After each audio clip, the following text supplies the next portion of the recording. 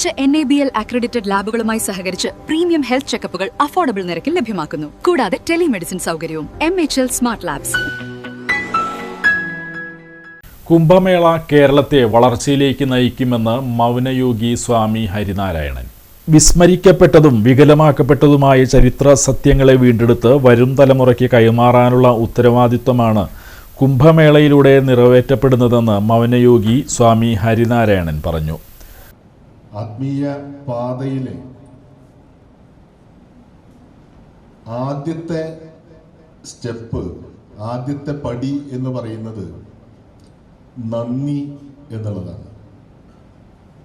ആ ആദ്യത്തെ പടി നമുക്ക് മിസ്സായാൽ ബാക്കി എല്ലാ പടികളും മിസ്സാവും.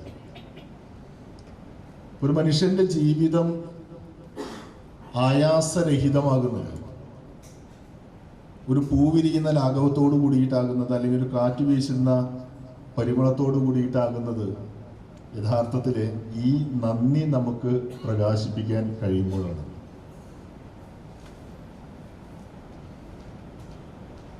ഒരർത്ഥത്തിൽ കേരളത്തിൻ്റെ ആധ്യാത്മിക ചരിത്രത്തിലെ സുവർണലിപികളാൽ രചിക്കപ്പെട്ട ഈ കുംഭമേള ഇത്രയും വലിയ വിജയമായി എന്ന് നമ്മൾ ഓരോരുത്തരും പറയുന്നത് ഒരുപക്ഷെ ഇന്നത്തെ വർത്തമാന കാലഘട്ടത്തിലെ ഇത്രയും വലിയ ഒരു ഹൈന്ദവ കൂട്ടായ്മ സ്വപ്നം പോലും കാണാൻ കഴിയാത്ത രീതിയിൽ നമ്മുടെ മനസ്സ് ചുരുങ്ങിപ്പോയത് കൊണ്ടായിരിക്കാം എന്ന് തോന്നുന്നു. കാരണം ഇന്നത്തെ കാലഘട്ടത്തിൽ ഇത്രയും ഒരു കൂട്ടായ്മ ഉണ്ടാകുമെന്ന് നമുക്ക് നമ്മുടെ തിരുവഞ്ചിക്കുളത്ത് നിന്നും തിരുനാവായിലേക്ക് നടത്തിയ ധർമ്മജ്യോതി രഥയാത്രയ്ക്ക് നേതൃത്വം നൽകിയവർക്ക് കൊടുങ്ങല്ലൂർ സുഹൃത്ത് വേദി നൽകിയ സ്വീകരണ ചടങ്ങിൽ സംസാരിക്കുകയായിരുന്നു അദ്ദേഹം. KG ശശിധരൻ മുഖ്യപ്രഭാഷണം നടത്തി. സത്യധർമ്മൻ അടികൾ അധ്യക്ഷത വഹിച്ചു. അജിത് പ്രസാദ് സ്വാഗതവും സുധീന്ദ്രൻ കണ്ണോത്ത് നന്ദിയും പറഞ്ഞു. കൊടുങ്ങല്ലൂർ കോവിലകം സുരേന്ദ്രവർമ്മ തമ്പുരാൻ മൗനയോഗി സ്വാമി ഹരിനാരായണനെ പൊന്നാട അണിയിച്ചു. ഹരിതം ഗ്രൂപ്പ് MD ഹരിദാസ് പാപ്പുള്ളി ഉപഹാരം സമ്മാനിച്ചു. കൈതപ്രം ദാമോദരൻ നമ്പൂതിരി, സിനിമാ താരം ദിനേശ് പണിക്കർ എന്നിവർ മുഖ്യാതിഥികളായി. Retired reserve bank director Viswanathan, Veerabahu എന്നിവർ സംബന്ധിച്ചു. രഥയാത്രയിൽ ഉപയോഗിച്ച ചേരമാൻ പെരുമാളുടെ ഛായാചിത്രം തിരുവഞ്ചിക്കുളത്ത് സ്ഥാപിക്കുവാൻ കൈമാറി. എക്സിക്യൂട്ടീവ് ഓഫീസർ സുധീർ മേലെപ്പാട്ട് ഏറ്റുവാങ്ങി.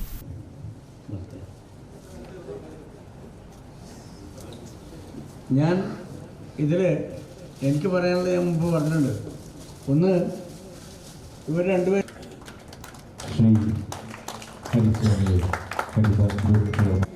അത് ഈ ഏറാൾപ്പാടും സൗന്ദര്യപ്പാടും തമ്മിലുള്ള പോരാട്ടമായിട്ട് വ്യാഖ്യാനിക്കുകയും ചെയ്തിട്ടുള്ളത് ബ്രിട്ടീഷ് ചരിത്രകാരന്മാരായിരിക്കണം. അല്ലെങ്കിൽ ഇത്ര അബദ്ധമാകാൻ വഴിയില്ല. കാരണം ഈ മഹാമാഘം മറച്ചു വെച്ചുകൊണ്ട് ഈ ജ്യേഷ്ഠാനുജന്മാർ പോരാടുന്ന ഒരു ഭൂമിയായിട്ട് മാറ്റുന്ന ഒരു വ്യാഖ്യാനമാണ് പണ്ട് മാമാങ്കത്തിന് ഉണ്ടായത്. ആ വ്യാഖ്യാനമാണ് പിന്നെ നമ്മുടെ ബിച്ചുവേട്ടനൊക്കെ ആ പാട്ടിൽ മാമാങ്കം എന്നുള്ള പാട്ടിൽ എഴുതിയത്. അമ്പേന്തി വില്ലേന്തി വാളേന്തി എന്ത് അമ്പും വില്ലും വാളും മഹാമാഘത്തിൽ. അതൊക്കെ തെറ്റിദ്ധരിച്ച് സുധീന്ദ്രൻ, എൻ്റെ ഏറ്റവും അടുത്ത സുഹൃത്ത് സുധി, എന്നെ ഇന്നലെയാണ് വിളിക്കുന്നത്. വിളിക്കാനുണ്ടായ ആ ഒരു രസം കൂടി ഞാൻ പറയാം. ഞാൻ ഇന്നലെ ഫ്ലൈറ്റിൽ കണ്ണൂരിൽ നിന്ന് ട്രിവാൻഡ്രത്തേക്ക് പോയിക്കൊണ്ടിരിക്കുകയാണ്. കൊച്ചി വന്ന് ലാൻഡ് ചെയ്ത സമയത്താണ് നോക്കിയപ്പോഴേക്കും ഫോൺ അടിക്കാൻ നോക്കിയപ്പോൾ സുധിയാണ്. ഞാൻ പറഞ്ഞു, സുധി എന്താണ് അത്യാവശ്യം? അല്ല ദിനേശേട്ടാ എവിടെയാണ്? ഞാൻ പറഞ്ഞു, ഞാനിങ്ങനെ എയർപോർട്ടിലാണ്, കൊച്ചിയിലാണ്. ആ കൊച്ചി എയർപോർട്ടിലേക്ക് ഇറങ്ങ്, നമുക്ക് നാളെ പരിപാടിയുണ്ട് ഇവിടെ, അതിലൊന്ന് പങ്കെടുക്കണം. ഞാൻ പറഞ്ഞു, ഇത് ഗണേഷ് കുമാറിൻ്റെ KSRTC ബസ് പോലെയല്ല ഈ ഫ്ലൈറ്റ്, എവിടെ ഇറങ്ങാൻ പറ്റൂല. അപ്പോൾ ഞാൻ ഇനി ട്രിവാൻഡ്രത്ത് ചെന്നിട്ട് നാളെ തിരിച്ചു വരാം, വേണമെങ്കിൽ. എന്താണ് കാര്യം എന്ന് പറയൂ. ഇപ്പോഴും കാര്യമൊന്നും പറയുന്നില്ല. ദിനേശേട്ടൻ നാളെ വരണം. ഞാൻ അങ്ങനെ രാത്രി വീട്ടിലെത്തി. ടിക്കറ്റ് കിട്ടില്ല എന്നാണ് ഞാൻ വിചാരിച്ചത്. കാരണം ഇന്ന് തിങ്കളാഴ്ചയാണ്, മറ്റേ വന്ദേ ഭാരതൊക്കെ ഫുള്ളാണ്. പക്ഷേ സുധിയുടെ മിടുക്കുകൊണ്ട് ടിക്കറ്റ് എല്ലാം കിട്ടി. അപ്പോഴാണ് ഞാൻ ചോദിച്ചത് എന്താണ് പരിപാടി. അപ്പോഴാണ് എന്നോട് വളരെ വ്യക്തമായിട്ട് പറഞ്ഞു, ഇങ്ങനെ ഇവിടെ കുംഭമേള നടന്നിരുന്നു. സാരി സെലക്ഷൻ കഴിഞ്ഞില്ലേ?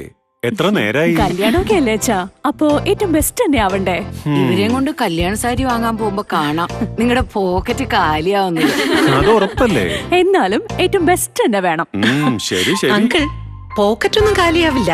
ഏറ്റവും എലഗന്റ് ബെസ്റ്റ് സ്റ്റൈൽ ആൻഡ് ഡിസൈൻസും കിട്ടും. പക്ഷേ സ്വയംവര സിൽക്സിൽ തന്നെ പോണം, അതിന് ഞാൻ ഗ്യാരണ്ടി. സ്വയംവര സിൽക്സ്, മനസ്സിന്റെ തൃപ്തി ഇവിടെയാണ്.